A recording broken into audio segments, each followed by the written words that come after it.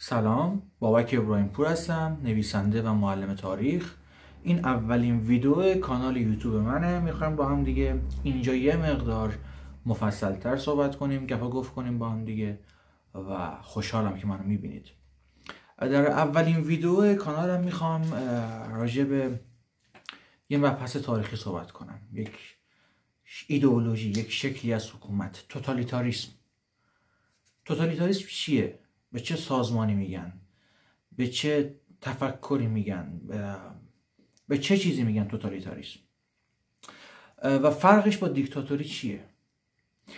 برمیگردیم به در واقع کتاب هانا آرنت، توتالیتاریسم، و کتاب بعدی اون که کتاب خیلی مهمی هم هست، آیشمن در اورشلیم، گزارشی در باب ابتذال شر. در کتاب توتالیتاریسم مشخصا میاد ویژگی های حکومت توتالیتر رو بیان میکنه. ما میخوایم اینجا چند تاشو با هم دیگه کندوکاو کنیم. چه فرقهایی بین حکومت توتالیتر و حکومت‌های دیکتاتوری معمولی هست؟ من اینجا چند تاشو براتون میگم.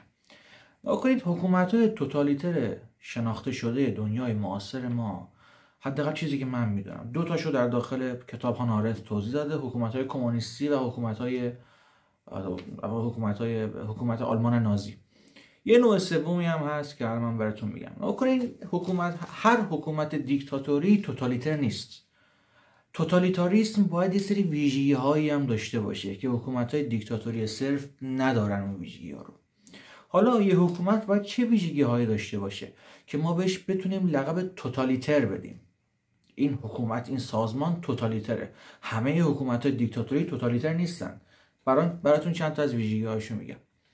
اولین ویژگی مهمی که یک حکومت توتالیتر باید داشته باشه، یک ایدئولوژی خاصه. یعنی شما نگاه کنید خیلی از حکومت‌های دیکتاتوری هستن، اینا هم ایدئولوژی خاصی رو رواج نمیدن یا بر ایدئولوژی خاصی تکیه ندارن. مثالش زیاده، مثلا معمر قذافی تو لیبی، چه میدونم پوتین توی روسیه، بشار اسد در سوریه. اینا یه سری حکومت‌های دیکتاتوری صرف هستن که ایدئولوژی خاصی رو دنبال نمی‌کنن یا گسترش نمیدن. برای اولین فرق حکومت‌های دیکتاتوری و حکومت توتالیتر تکیه کردن بر یک ایدئولوژی خاصه. مثالش هم در تاریخ ما داریم. مثلا حکومت شوروی بر ایدئولوژی کمونیسم استوار بود. حکومت کوبا یا ونزوئلا بر کمونیسم استواره. یا آلمان هیتلری بر ایدئولوژی نازی نژاد پرستی استواره. یعنی اینا هر کدومشون بر یک ایدئولوژی خاصی استوارن. یه سری حکومت‌ها رو من میتونم اضافه کنم به توتالیتاریسم، اونم اسلامگرایی رادیکال هستش. چیزی که ما تو طالبان میبینیم، چیزی که ما تو القاعده میبینیم، چیزی که ما تو داعش میبینیم. یعنی یکی از معیارهای حکومت‌های توتالیتر که حکومت‌های دیکتاتوری معمولی ندارند، تکیه کردن بر یک ایدئولوژی خاصه. بس اولین تفاوت اینه. دومین تفاوت حکومت توتالیتر و حکومت دیکتاتوری معمولی، به راه انداختن جنبش توده‌ایه. یعنی رهبران حکومت‌های توتالیتر این قدرت رو دارن که جنبش توده‌ای به راه بندازن. در همون ابتدای قدرت گرفتن هیتلر با دموکراسی به حکومت رسید، با حمایت توده به حکومت رسید. از همون اول نگفتم دیکتاتور میخوام آدم بکشم، میخوام حکومت توتالیتر را بندازم، با دموکراسی به حکومت رسید.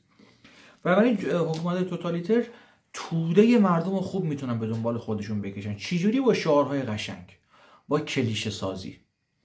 عموما هم شعارهای وطن پرستانه میدن: ما شکوه رو برمیگردونیم، ما غرور رو برمیگردونیم، ما نمیدونم وطن رو به قدرت اصلی خودش برمیگردونیم، به شکوه در واقع گذشته خودش برمیگردونیم. با یه سری شعارهای کلیشه‌ای کلی حمایت توده مردم رو در اختیار خودشون میگیرن. پس فرق دوم حکومت توتالیتر با حکومت‌های مردمی، با حکومت‌های دیکتاتوری اینه که توده مردم رو خوب میتونن جذب کنن، به صورتی که خود هانا آرنت در کتاب توتالیتاریسم گفته که جنبش‌های توتالیتر در کشورهایی که جمعیت کمی دارن بروز و ظهور پیدا نمی‌کنه. یعنی اینقدر نقش توده و جمعیت مهمه در شکل‌گیری قدرت حکومت‌های توتالیتر. کشورهای کم جمعیت میگه اصلا امکان بروز و ظهور حکومت توتالیتر نه که توش نیست، کمتره، چون اون تعداد حجم عظیم مردم رو نمیتونن جذب خودشون کنن. سومین فرق حکومت توتالیتر و حکومت دیکتاتوری های معمولی نابودی فردیته. این خیلی مهمه، به نظرم یکی از مهمترین ویژگی های حکومت توتالیتره. شما در حکومت توتالیتر فردیت خودتو از دست میدی، بخشی از جمع میشی، انسان بودگی خودت رو از دست میدی، ربات میشی، تبدیل به ماشین میشی، تبدیل به رباتی میشی که تنها کاری که میتونی انجام بدی اطاعت صرفه. یعنی هر نوع تفکر، هر نوع قضاوت کردن، هر نوع انگیزه و اراده در تو خفه میشه. حالا چجوری؟ برای نکته 4 توضیح میدم که چجوری، ولی به صورت کلی مثال میزنم. در حکومت دیکتاتوری با دیکتاتوری معمولی که بر ایدئولوژی خاصی استوار نیستن یا توتالیتر نیستن، با فردیت شما کار نداره. شما مثلا تو ذهن چجوری فکر میکنی، تو خونت چجوری چه میدونم رفتار میکنی، لباس چجوری میپوشی، عرضم بزرگتون روابط اجتماعی چجوریه، روابط عاطفی چجوریه، اصلا اینا کار نداره. حکومت‌های دیکتاتوری صرفاً زوم کردن رو مخالفان سیاسی خودشون، با شهروندان عادی عموما کار ندارن. اما در حکومت‌های توتالیتر حتی کسانی که جزو مخالفان سیاسی هم نیستن، شهروندان عادی هستن، هیچ فردیتی درونشون وجود نداره، توسط حکومت کشته میشه. یعنی الان شما نمیتونی فکر بکنی. چرا؟ به خاطر همون جنبش توده‌ای شما بخشی از اون جمع میشی، با تبلیغات گسترده، با شستشوی مغزی، با بمباران تبلیغاتی مختلف فردیت رو از شما میگیرن، انسان بودگی رو از شما میگیرن، شما مسخ میشی، تبدیل میشی به ماشین و یا تبدیل میشی به رباتی که فقط باید اطاعت کنه، فقط باید بگه بله، فقط باید بیاد خیابون رو پر کنه در حمایت از توتالیتاریسم. و برای فردیتت از بین میره، فکر دیگه نمیتونی بکنی، اصلا فکر نداری، فکرت استحاله میشه، در اختیار حکومت قرار میگیره. 4 ویژگی حکومت‌های توتالیتر که با حکومت دیکتاتوری باز فرق داره، ارعابه، حکومت وحشت. نکنید در حکومت‌های دیکتاتوری صرف ارعاب فقط شامل مخالفان سیاسی میشد. یعنی شما مخالف حکومتی علنا داری ابراز مخالفت میکنی، عملا میگرفتن آقا نیروی امنیتی میریختن خونه، دستگیرت میکردن، مورد آزارت قرار میدادن، زندان میرفتی و غیره و غیره.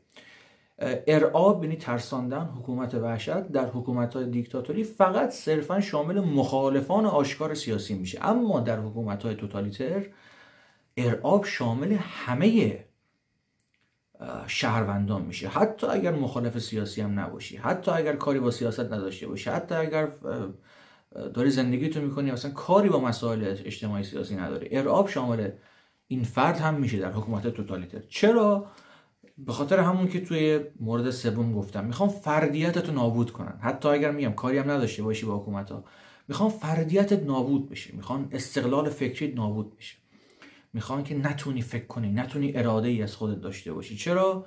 چون از یک شهروند عادی تبدیل نشی به منتقد، از منتقد تبدیل نشی به مخالف، از مخالف تبدیل نشی که بخواد کل سیستم رو از بین ببره. میدونین؟ یعنی میخواد در همون نطفه قدرت تفکر و اراده رو در تو خفه کنه. پس ارعاب یا حکومت وحشت، پلیس مخفی، نیروهای امنیتی همه جا هستن، ممکنه نمیدونم حرفتو به برادرت هم نمیتونی اعتماد کنی. یعنی این حکومت ارعاب اینجوریه، کاری میکنه که به همسایه، به برادر، به همخون خودت رو هم نتونی بهش اعتماد کنی. مثلا یه مثال هست، در شوروی کمونیستی یکی از دهقانان، یکی از کشاورزان پدر خودش رو به حکومت کمونیستی لو داده بود. حالا سر جریانی پدر خودش رو به حکومت لو داد. از اون شخص، اونی که پدر خودش رو لو داد، تجلیل کرد حکومت کمونیستی شوروی. اما خود استالین، نزدیکانش میگن وقتی استالین خبر شنید که یکی از دهقانان پدر خودش رو به حکومت لو داده، حالا پیش وزیرا و وکیلا و سیاستمدار خودش بود، پیش خودش گفت، پیش این وزیرا گفت که طرف عجب حرامزاده‌ای بود. یعنی خود استالین تعجب کرد به خاطر اون شستشوی مغزی که داده شده بود توسط اون شهروند.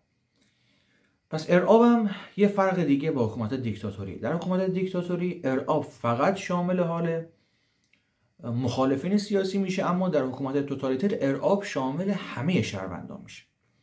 5 هم پروپاگاندا یا تبلیغات سیاسی دروغ. شستشوی مغزی با این اتفاق رخ میده. حکومت‌های توتالیتر صبح تا شب مشغول شستشوی مغزی شهروندان هستن و حتی سفیدشویی جنایات خودشون در خارج از کشور. مثلا در زمانی که قحطی داشت در اوکراین میلیون آدم میکشت، اوکراینی که جزء خاک شوروی بود، هولومودور بهش میگفتن، قحطی که باعث شد 4 میلیون نفر تو اوکراین کشته بشن، دستگاه پروپاگاندا یعنی تبلیغات اون رژیم سیاسی شوروی کمونیستی انقدر قدرتمند بود که در غرب رسانه ها جار میزدن، رسانه های وابسته به شوروی، که در شوروی غذا به وفور زیاده، گرسنگی از بین رفته، قحطی از بین رفته، مردم دارن روز به روز چاق‌تر میشن، غذا مازاد اومده، انقدر غذا زیاده نمیدونن چیکارش کنن. یعنی مردمی که داشتن در درون حکومت از گرسنگی میمردن، دستگاه پروپاگاندا اینجور به دروغ تبلیغ میکنه که مردم دارن اینجا از شکم سیری نمیدونن باید چیکار بکنن. یعنی این دستگاه پروپاگاندا هم خیلی تأثیر داره و این دستگاه نه تنها برای مردم خارج از کشور که تصویر خوبی از یک حکومت توتالیتر نشون بده، بلکه برای مردم داخل کشور کارهای اصلی داره. در شوروی که مدام عملا وضع زندگی مردم، اقتصاد مردم، معیشت مردم، آزادی مردم روز به روز داشت اوضاع وخیم‌تری پیدا میکرد، در رسانه‌های شوروی صبح تا شب این شعار میدادن ما داریم تبدیل به اقتصاد برتر دنیا میشیم، ما داریم نمیدونم به پیروزی میرسیم، مردم کمی تحمل کنن، ما در نزدیکی مثلا افتخارات اقتصادی و درخشندگی اقتصادی و نابودی تورم و رشد اقتصادی و اینها هستیم، ما داریم به موفقیت میرسیم. خود ما کنیم وقتی مثال معروفه، وقتی شما یک دروغ رو بارها تکرار کنی، خانه‌ها طرف مقابل باورش میشه. وقتی دروغ رو 1 بار، 2 بار، 3 بار، 100 بار، 200 بار تکرار میکنی، طرف مقابل کم کم باورش میکنه. و یه مسئله معروف دیگه که میگن دروغ هر چی بزرگتر باشه باور کردنش ساده تره، باور کردنش راحت تره. دستگاه پروپاگاندای حکومت توتالیتر دستگاه دروغگوییه، دستگاه دروغ پراکنیه، دستگاه سفیدشوییه، دستگاهی که مشخصا سیستماتیک دروغ میگه. در آلمان نازی و در شوروی به مراتب بدتر بود این پروپاگاندا. پس بنابراین 5 تا فرق حکومت‌های توتالیتر با حکومت‌های دیکتاتوری رو بهتون گفتم. به هر حکومت دیکتاتوری نمیتونیم بگیم توتالیتر. 5 تا ویژگی براتون گفتم. 1. حکومت توتالیتر به ایدئولوژی خاصی تکیه میکنه. 2. بر جنبش توده‌ای استواره، حمایت توده رو میخواد. 3. حکومت توتالیتر فردیت رو در تک تک آدم‌ها نابود میکنه، حتی اگر مخالف سیاسی نباشی. 4. ارعاب و حکومت وحشت برای تک تک شهروندان اون جامعه. و 5. دستگاه پروپاگاندا یا تبلیغات سیاسی دروغی. این 5 از ویژگی‌های اصلی حکومت توتالیتر بود. حالا میرسم به بخش دوم صحبتام که میخوام یه مقدار وارد لایه‌های ادبیات بشم. ادبیات چیکار میکنه اینجا؟ ادبیات مسئلهش چیه اینجا؟ مسئلهش با نابودی انسان، مسئلهش با نابودی فردیت، مسئلهش با خرد شدن انسان زیر چرخدنده های حکومت توتالیتر. مسئله ادبیات اینجا چیه؟ 2 تا نویسنده رو مثال میزنم. مثلا نویسنده است میلان کندرا. مشخصا در تمام آثار، در اکثر آثارش، من کارهایی که ازش خوندم، میاد با حکومت توتالیتر مبارزه میکنه، چه آشکار چه پنهان، در لایه‌های متن‌های ادبیش. مشخصا شما مثلا رمان‌های بار هستی، رمان شوخی، این رمان‌ها رو بخونید، آشکارا داره به حکومت توتالیتر نقد وارد میکنه، بهش نقد جدی هم وارد میکنه. شخصیت‌ها عموما درگیر مبارزه علیه حکومت توتالیتر میشن به شیوه‌های مختلف، یا توسط حکومت توتالیتر آسیب میبینن، آسیب جانی، مالی، روحی، روانی. شما این آثار رو بخونید مشخصا معلومه که میلان کندرا که خودش هم در زمان چک زندگی میکرده، نویسنده چکسلواکیه و چک هم مدتی تحت سیطره کمونیستا بود، مشخصا داره حکومت توتالیتر رو میزنه. اما یه بخش دیگه ای از اثر ویژگی قلم میلان کندرا که میاد خیلی ظریفتر بازی میکنه، خیلی ظریفتر مینویسه و اینجاش برای من جذابتره. چجوری میاد در قالب رمان با حکومت توتالیتر مبارزه میکنه؟ با عشق. میلان کندرا روایتگر عشق در زمانه توتالیتره. ما گفته بودیم که حکومت توتالیتر کاری که میکنه اینه که فردیت رو در آدما نابود میکنه، یعنی آزادی، استقلال، تفکر، روابط اجتماعی با آدم ها، روابط عاطفی، همه رو کنترل میکنه و بعد نابود میکنه. میلان کندرا میاد چیکار میکنه؟ مثلا مشخصا در 2 رمان بار هستی و شوخی میاد با عشق، با نیروی عشق، با نیروی عاشق شدن به جنگ رژیم توتالیتر میده. رژیم توتالیتر چی میخواد؟ مردم فردیتشون نابود شه، احساساتشون نابود شه، جز اطاعت دیگه به هیچ چیزی فکر نکنن، به هیچ چیزی نیاز نداشته باشن. کندرا میاد عشقو در درون زندگی انسان نهادینه میکنه در زیر حکومت وحشت. یعنی در عین حال که مستقیم و غیر مستقیم میاد حکومت توتالیتر رو میزنه، عموما شخصیت‌ها در زیر یوغ حکومت وحشت عاشق میشن. اون عشق پیدا کردن آزادی گم شده است. ما عموما در عشق خودمون رو در طرف مقابل میبینیم، خودمون رو، خودی که دوست داریم ببینیم رو، خودی که در درون ما گم شده و دوست داریم ببینیم رو در دیگری تجلی پیدا میکنیم و میبینیم.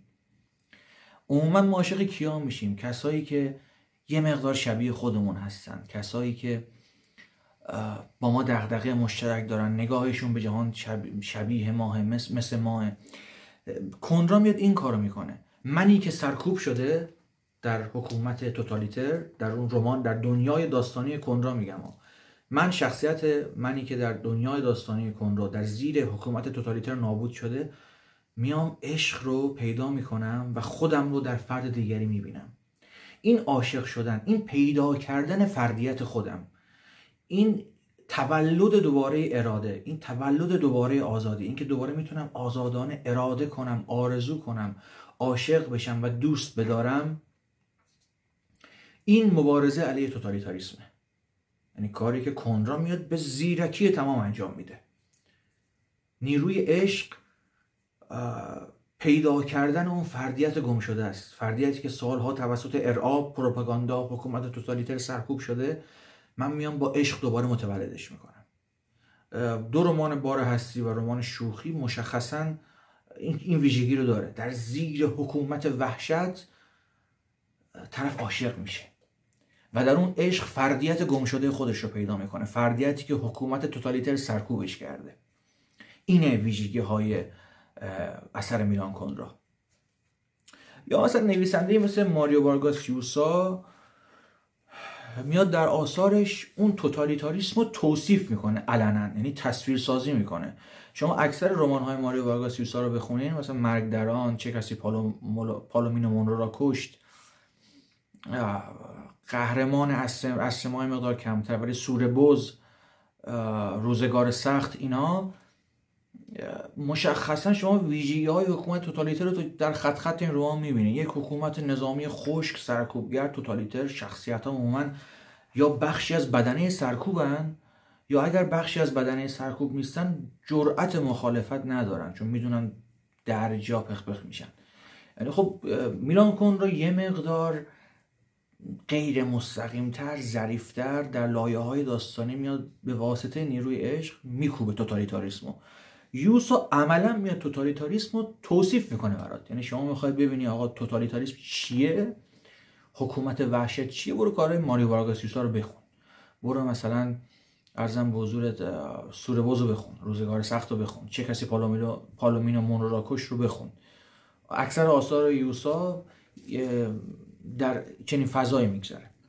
و نویسنده دیگه که خب خیلی ناماشنا هستش جورج اورول هستش که 2 کتاب قلعه حیوانات و 1984 مشخصا در نقد سیستم کمونیستیه، در نقد توتالیتاریسم کمونیستی. الان اثر کتاب قلعه حیوانات بیشتر نقدیه بر ایدئولوژی کمونیسم که تهش به این میرسه که همه برابرن اما برخی برابرترند. نگاهی که به اون خوکا داره در آخر رمان. این قلعه ایوانات مشخصا میاد ایدئولوژی کمونیستی رو به نقد میکشه. آقا این منظورشون از برابری، نه این داستانا نیست، به یه چیز دیگه ختم میشه. اون برابری که میگن به یه کثافتکاری دیگه ختم میشه. اما تو رمان 1984 مشخصا اینجا میاد واضح تر نحوه حکومت کردن توتالیتاریسم رو برای قشنگ با رسم شکل توصیف میکنه، تصویر سازی میکنه. اون برادر بزرگتر، نماد حکومت توتالیتر و ابزار سرکوب، توانایی مخالفت نداری. اون تلسکرین هایی که تو خونه جاساز کردن، دوربین مخفی، نماد اینه که دولت مدام داره تو رو شنود میکنه. یعنی شما مشخصا بخواید توتالیتاریسم رو بفهمی چیه، ساختارش رو در دنیای ادبیات خیلی راحت متوجه بشی، برو 1984 بخون، برو قلعه ایوانات رو بخون، برو کارهای یوسا رو نگاه بنداز، مثلا برو میلان کندرا کاراش حتما بخون. یعنی مسئله ادبیات اینجا مشخصا سه تا نویسنده‌ای که اسم بردم اینه که میاد در میفته با این سیستم، هر نویسنده با توجه به سبکش و برانداختن نظام توتالیتر به شدت ترسناکتر، وحشتناکتر و سختتر از چیزی که فکرشو میکنه. یعنی حکومت دیکتاتوری در جای انقلاب تمام، منتها در حکومت توتالیتر به همین سادگی نیست. به دلیل اینکه شما بخوای سازماندهی کنی، شبکه سازی کنی، تیم درست کنی، تیم تشکیل بدی، اینها امکانش تقریبا وجود نداره. حکومت انقدر قدرت سرکوبش بالاست که هر جمعی رو، هر گروهی رو در نطفه خفه میکنه. اصلا توانایی سازماندهی مخالفین رو نداره در حکومت توتالیتر. به شیوه‌های دیگه معمولا از بین میرن، مثل رژیم آلمان نازی با جنگ خارجی از بین میرن، یا مثل شوروی از درون میپاشن. چون میدونیم که در شوروی اصلا انقلاب رخ نداد، از درون حکومت پاشید، انقدر که نارضایتی، فساد اقتصادی، فساد اداری، فساد سیاسی بالا بود، با یه تلنگر اصلا پاشید. اصلا کوچکترین مخالفت سیاسی از طرف مردم مطلقا نه، یعنی هیچ انقلابی، جنبش صفر، هیچ. مشخصا خود حکومت شوروی اصلا پاشید. تو ویدیو اول خواستم راجع به این قضیه صحبت کنم، توتالیتاریسم، ویژگی‌هاش و مسئله‌ای که ادبیات با این جریان داره. ممنون که منو شنیدید. امیدوارم استقبال بشه، برم رو ویدیوهای بعدی بیشتر براتون صحبت کنم. دوستتون دارم خیلی زیاد. مراقب خودتون باشید.